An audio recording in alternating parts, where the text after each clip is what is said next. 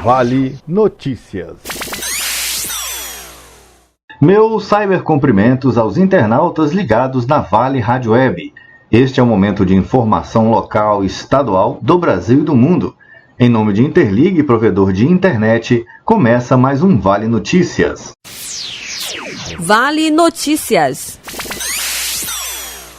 Em 2 horas, o cadastro do auxílio emergencial de R$ 600 registrou mais de 9 milhões de CPFs. Em apenas 2 horas de funcionamento, já eram mais de 9 milhões de CPFs cadastrados de trabalhadores informais, microempreendedores individuais, autônomos e desempregados para receberem o auxílio emergencial de R$ 600. Durante divulgação dos canais de cadastro dos informais que não têm nenhum registro junto ao governo federal, o presidente da Dataprev, Gustavo Canuto, destacou que o pagamento a essas pessoas vai depender de uma análise com cruzamento de bancos de dados. O motivo? Checar se realmente têm direito ou se estão dentro das exigências. Para isso, ele pede honestidade para que o valor chegue a quem realmente precisa. É essencial que essas informações sejam as mais fidedignas e honestas possível. Eu digo a toda a população, os trabalhadores informais, que sejam o mais correto, coloquem as informações mais transparentes. Isso vai facilitar o processamento, agilizar o pagamento. Utilizem com muita consciência o aplicativo. A expectativa é de que esses informais comecem a receber a primeira parcela de R$ 600 ou R$ 1.200 até 5 dias úteis a partir da data do cadastro. Mas já tem pagamento saindo na próxima quinta-feira, dia 9 de abril. É para quem é cadastrado junto ao governo federal no CadÚnico e tem poupança na Caixa Econômica ou é correntista do Banco do Brasil. Neste caso, são 10 milhões de pessoas. A data ainda não vale para quem recebe o Bolsa Família. Já o restante dos registrados no CadÚnico, que só tem contas em outros bancos e não estão no Bolsa Família, recebem o auxílio a partir da próxima terça-feira, dia 14. Há ainda os que não têm nenhuma conta bancária e vão ganhar uma conta digital. É o que explica o presidente da Caixa Econômica, Pedro Guimarães. Essas mais de 30 milhões de contas estão sendo criadas de graça. Todos os brasileiros que estiverem nesses programas receberão uma conta de poupança da Caixa digital, poderão fazer DOCs, poderão fazer pagamentos de conta de graça. Para esses informais e também do CadÚnico sem Bolsa Família, a segunda parcela está prevista para ser paga entre 27 e 30 de abril e a terceira entre 26 e 29 de maio. Nesses casos, vai ser de acordo com o mês de aniversário do beneficiário. No caso dos beneficiários do programa Bolsa Família, o presidente da Caixa informou que 22 milhões de pessoas terão maior vantagem em receber o auxílio emergencial. Neste caso, o pagamento vai ser automático e deve seguir o calendário do programa, como já é feito há anos. O valor total do auxílio emergencial é estimado em 98 bilhões de reais e 54 milhões de brasileiros podem receber o benefício. Lembrando que os informais que ainda precisam se cadastrar podem fazer de 2 únicas formas, pelo aplicativo Caixa Auxílio Emergencial ou pelo site auxilio.caixa.gov.br. Qualquer canal além desses é fraude. Quem tem celular pode baixar a ferramenta mesmo se estiver sem crédito. Quem não tem pode pedir ajuda a amigos, vizinhos ou familiares, já que cada cadastro exige o número do CPF do cidadão. Em último caso, o cadastro pode ser feito nas agências da Caixa Econômica, respeitando os cuidados para evitar aglomerações. O Ministério da Cidadania divulgou também o telefone 111, que serve para que os cidadãos se informem sobre o pagamento do benefício. Mas o canal não é para cadastro dos informais, é apenas para tirar dúvidas. Da Rádio Nacional em Brasília, Sayonara Moreno. Fiocruz aponta medicação para HIV como capaz de inibir a contaminação pelo coronavírus. Uma pesquisa da Fundação Oswaldo Cruz constatou que uma medicação utilizada no tratamento de pacientes com HIV, o atazanavir, foi capaz de inibir o potencial de contaminação do coronavírus e ainda minimizar os efeitos da doença no organismo. As informações foram divulgadas pela própria Fiocruz, que publicou a pesquisa em uma plataforma internacional nesta segunda-feira. Os resultados alcançados apontam que o remédio foi capaz de reduzir a produção de proteínas ligadas ao processo inflamatório causado pela Covid-19 nos pulmões e, portanto, diminuir o agravamento do quadro clínico da doença. Os pesquisadores também estão investigando o uso combinado do atazanavir com o ritonavir, outra medicação utilizada para combater o HIV. De acordo com a Fiocruz, os medicamentos propostos pela Organização Mundial da Saúde estão mais próximos de se tornar terapias para pacientes com coronavírus, mas a Fundação defende que mais alternativas são necessárias, especialmente substâncias já em produção nacional e com perfil de segurança superior àquelas inicialmente propostas pela OMS. Ainda segundo a Fiocruz, este é o caso do atazanavir, produzido pela própria Fundação no Instituto de Tecnologia em Fármacos Farmanguinhos. O medicamento foi testado in vitro em células infectadas. Também foram realizados experimentos comparativos com a cloroquina, que vem sendo incluída em diversos estudos clínicos em todo o mundo. As pesquisas da Fundação Oswaldo Cruz apontam que os resultados obtidos apenas com o atazanavir ou em associação com o ritonavir foram melhores do que os observados com a cloroquina. A Fundação deixa claro que todos esses passos são pesquisa e alerta para os riscos da automedicação, reforçando que não pode haver o uso do atazanavir ou qualquer outro medicamento para o coronavírus sem a devida orientação médica. Os médicos devem acompanhar o tratamento, especialmente no caso de novas doenças e remédios reposicionados.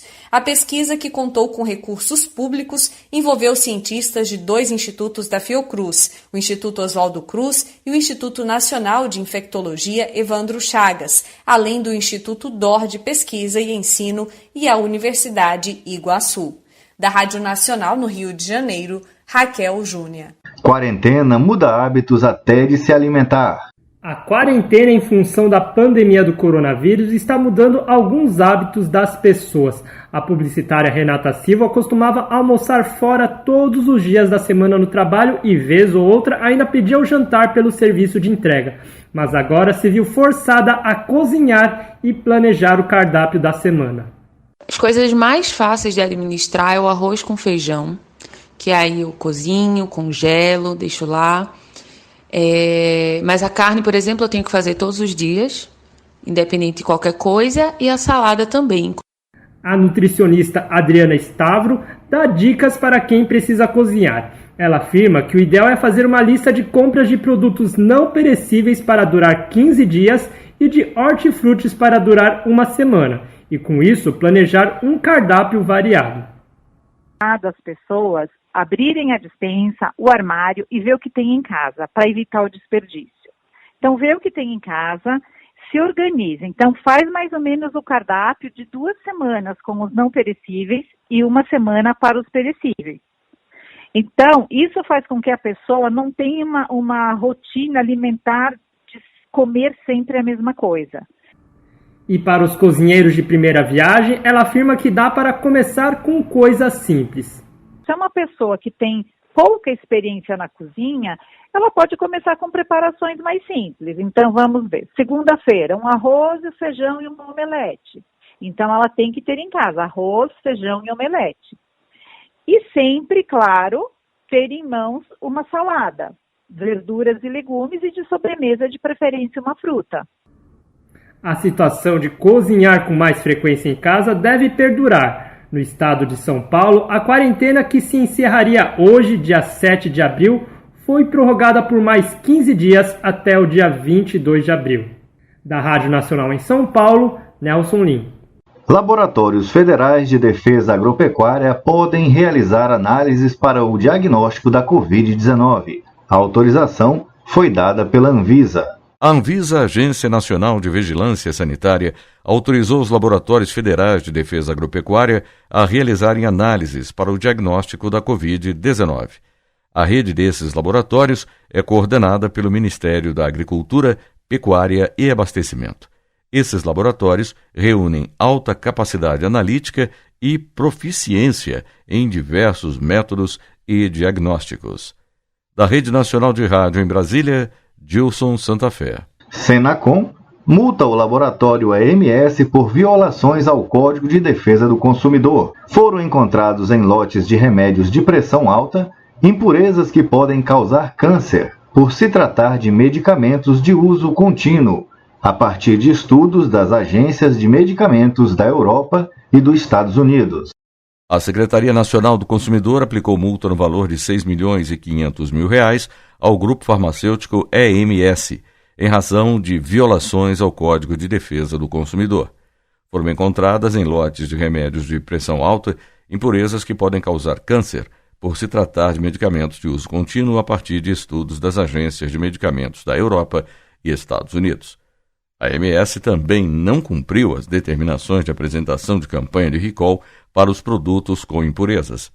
Assim, o grupo EMS foi condenado considerando a gravidade e a extensão da potencial lesão causada aos consumidores em todo o país, em razão de não retirar os medicamentos potencialmente cancerígenos das mãos dos consumidores que adquiriram, descumprindo a determinação da Secretaria Nacional do Consumidor. Da Rede Nacional de Rádio em Brasília, Gilson Santa Fé. ICMBio suspende visitação pública nas unidades de conservações federais por tempo indeterminado. A medida tem por objetivo evitar a transmissão do coronavírus. O Instituto Chico Mendes de Conservação da Biodiversidade, ICMBio, suspendeu a visitação pública nas unidades de conservação federais por tempo indeterminado. A decisão está amparada na Declaração de Emergência em Saúde Pública de Importância Nacional em decorrência da infecção humana pelo novo coronavírus. A decisão visa reduzir a transmissão comunitária do coronavírus. Da Rede Nacional de Rádio em Brasília, Gilson Santa Fé. Vale Notícias. Coronavírus. Saiba como se proteger. Lave as mãos com água e sabonete por pelo menos 20 segundos, várias vezes ao dia. Se não puder, use desinfetante para as mãos à base de álcool. Não toque os olhos, nariz e boca com as mãos não lavadas. Limpe e desinfete objetos e superfícies tocados com frequência, como telefone celular, bolsa e corrimãos. Uma produção, Rede Nacional de Rádio e Rádio Agência Nacional.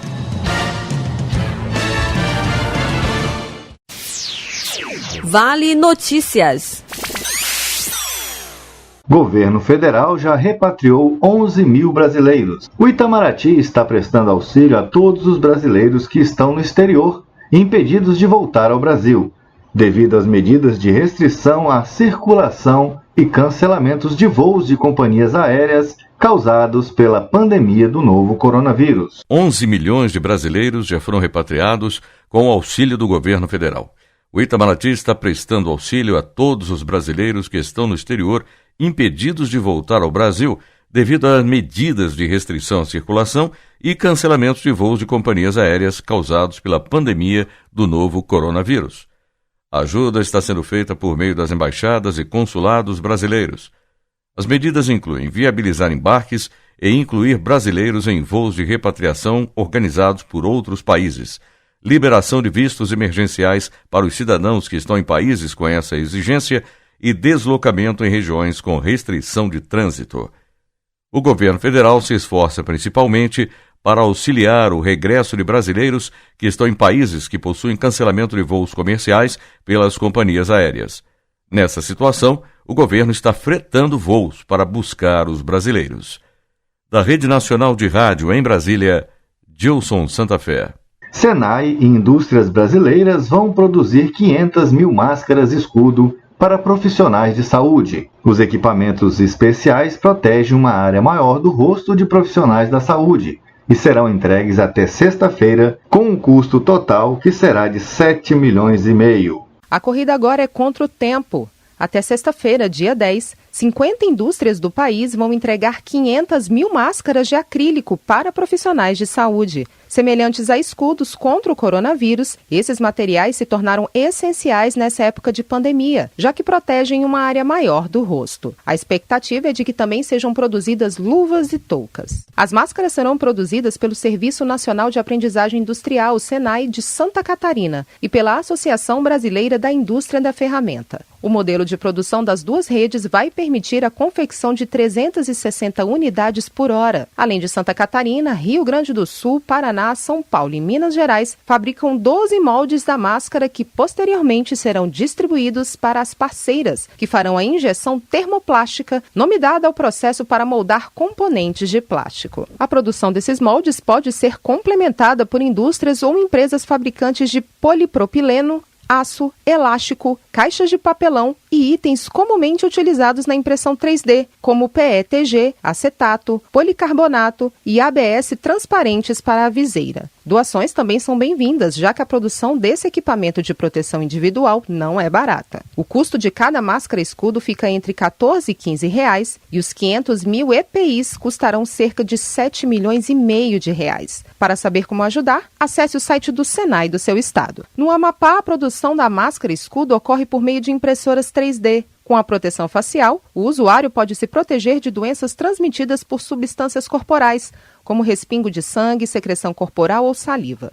O coordenador de Tecnologia e Inovação do SENAI Amapá, José Reinaldo do Nascimento, explica que a vantagem desse tipo de equipamento é que ele pode ser usado diversas vezes, se higienizado e esterilizado corretamente.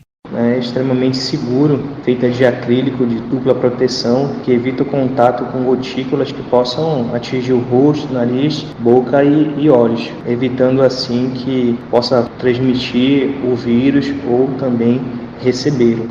Em nível nacional, o SENAI lançou o edital de inovação para a indústria, que serão investidos em projetos destinados a prevenir, diagnosticar e tratar a Covid-19 e sejam de aplicação imediata. O investimento disponível para empresas e startups chega a R$30 milhões, se somadas as duas chamadas da licitação, e cada projeto poderá captar até R$2 milhões. Os projetos devem ter aplicação imediata e produzir efeitos em até 40 dias, como detalha o diretor-geral do SENAI, Rafael Lucchesi. A atuação nossa vai na direção de suprimento dos problemas que nós temos, que são testes rápidos para a detecção da doença, até para uma atuação mais seletiva, de isolamento social seletivo. Você ter uma ampla gama de testes rápidos vai ter grande importância, bem como a fabricação de ventiladores. A instituição também se uniu a 10 multinacionais para manter em funcionamento os respiradores em uso. Haverá 25 pontos para recolher os aparelhos em todo o país. 10 dessas unidades de manutenção são da rede SENAI, enquanto as outras 15 ficam a cargo das indústrias participantes da ação. Os estados com os pontos da iniciativa Mais Manutenção de Respiradores são Bahia, Ceará, Espírito Santo, Mato Grosso do Sul, Minas Gerais, Paraná, Pernambuco, Rio de Janeiro, Rio Grande do Norte, Rio Grande do Sul, Santa Catarina e São Paulo. Com a colaboração de Tácito Rodrigues, reportagem Jalila Árabe. Vale Notícias. Bancos recebem 2 milhões de pedidos para renegociar dívidas. A crise econômica provocada pela pandemia do novo coronavírus já levou 2 milhões de clientes a bater a porta dos 5 maiores bancos do país para renegociarem as dívidas. O levantamento foi divulgado pela Federação Brasileira dos Bancos, a FEBRABAN. Até agora, Banco do Brasil, Bradesco, Caixa, Santander e Itaú Unibanco estão com promoções para renegociação. Com a prorrogação de parcelas, os contratos somam 12 bilhões e 100 milhões de reais negociados. Para o economista Felipe Albuquerque, a regulamentação das dívidas é o primeiro passo neste momento de crise. Esses pedidos de renegociação, elas partiram já das grandes empresas. Agora a gente vai ter um alto impacto das pequenas e médias. Fora as renegociações de dívidas de fundos imobiliários, fundo de bens móveis, o que a gente vai ver ainda para os bancos em termos de renegociação, esse valor não corresponde a 12% ainda do que a gente vai ver de renegociação. Isso eu sendo muito otimista. A Febraban afirmou que entende a ansiedade dos setores, mas ressalta que o processo é gradual, complexo e envolve mudanças regulatórias. A associação cita como exemplo a necessidade da liberação de depósitos compulsórios por parte do Banco Central. Até o momento, o governo anunciou a injeção de mais de R$1 trilhão no sistema financeiro. Parte dos recursos depende ainda da regulamentação para começar a sair. O economista também explica que nem todos os bancos, nem as empresas, sabem ao certo quanto tempo e qual a intensidade da crise. Assim, se torna difícil definir qual a carência que um estabelecimento irá precisar para poder quitar as dívidas. Porque se a crise ainda durar até meio de maio ou final de maio, a gente vai ver um colapso em termos de banco no setor bancário. E com certeza o governo vai ter que intervir com ajuda massiva, que nem em 2008 os Estados Unidos fez com os fundos de investimento e os seus bancos. Uma pesquisa recente da Confederação Nacional do Comércio, o endividamento bateu recorde. 66,2% dos trabalhadores possuíam dívidas entre cartão de crédito, cheque especial ou crédito pessoal. Agência Rádio Web, de Brasília, Daniel Sabino. Estados Unidos espera um pico da pandemia na próxima semana. Os Estados Unidos ultrapassaram a marca de 10 mil mortes confirmadas por coronavírus, começo de uma semana que foi chamada de horrível pelo presidente Donald Trump. No domingo, o diretor do Serviço de Saúde Pública, Jerome Adams, comparou o sofrimento dos próximos dias à tragédia vivida em 11 de setembro de 2001 e disse que será o momento mais difícil para muitos americanos em toda a sua vida. A curva de contaminação pelo coronavírus vem crescendo vertiginosamente nos Estados Unidos desde meados de março, enquanto se prepara para o pico da pandemia, projetado para o dia 15 de abril. O país já é o terceiro mais afetado pela Covid-19, ficando atrás apenas da Itália e da Espanha. Ao todo, mais de 70 mil pessoas morreram no mundo em decorrência do novo coronavírus. De Nova York, a correspondente Natália Watkins tem mais informações. Olá, Natália. Como está a situação aí em Nova York? Nova York espera um pico de transmissões para o meio de abril, mas amanheceu com um leve otimismo em meio a sinais de estabilização da crise do coronavírus. As internações começaram a diminuir e no domingo e na segunda, os dados sobre infectados e mortos pela Covid-19 mostraram que as medidas de isolamento social para controlar o vírus podem estar funcionando. Menos de 600 mortes ao dia foram registradas nas últimas 48 horas na região. Apesar disso, o governador Andrew Cuomo enfatizou que o estado continua em emergência e que o sistema de saúde está sobrecarregado. As projeções mostram que não há testes, recursos médicos e leitos disponíveis para todos os pacientes de coronavírus e, segundo as estimativas, o número de mortes em um único dia pode ultrapassar os 3.000 no dia 16 de abril. O estado de Nova York já registra cerca de 5.000 mortes e mais de 130 mil casos confirmados. Agora, Natália, como a cidade está enfrentando a situação? Os nova-iorquinos têm mostrado obediência às autoridades e principalmente resiliência. As ruas da cidade estão esvaziadas há semanas e, como em boa parte do mundo, os serviços de delivery estão congestionados. Máscaras e álcool em gel continuam em falta. O pico para a pandemia em Nova York é esperado para o dia 9 de abril. O governador Andrew Cuomo estendeu as medidas de isolamento social até o dia 29 e vai aplicar multa de $1.000 para quem descumprir as normas. E no resto dos Estados Unidos, qual é a situação, Natália? Os Estados Unidos já têm mais casos diagnosticados do que a soma dos dois países europeus mais afetados pelo coronavírus, Itália e Espanha. As projeções falam entre 100 e 240 mil mortes no país, mesmo com a adoção de medidas de distanciamento social que Trump estendeu até o dia 30 de abril. A letalidade do coronavírus, porém, ainda segue numericamente maior em países da Europa. De acordo com especialistas, a demora no processo dos testes para detectar o Covid-19 deu a falsa impressão de que o perigo ainda não havia chegado ao território americano e deixou autoridades e população inadvertidos por muito tempo, enquanto a transmissão acontecia exponencialmente. Apesar do cenário preocupante, governadores de 8 estados americanos relutam em declarar quarentena. Algumas igrejas em vários estados também foram contra a orientação dos especialistas de evitar aglomerações e fizeram cultos no domingo de Ramos. Muito obrigado, Natália Watkins, nossa correspondente em Nova York, que participou do Linha Direta de hoje. Rádio França Internacional para a agência Rádio Web de Paris, Elcio Ramalho.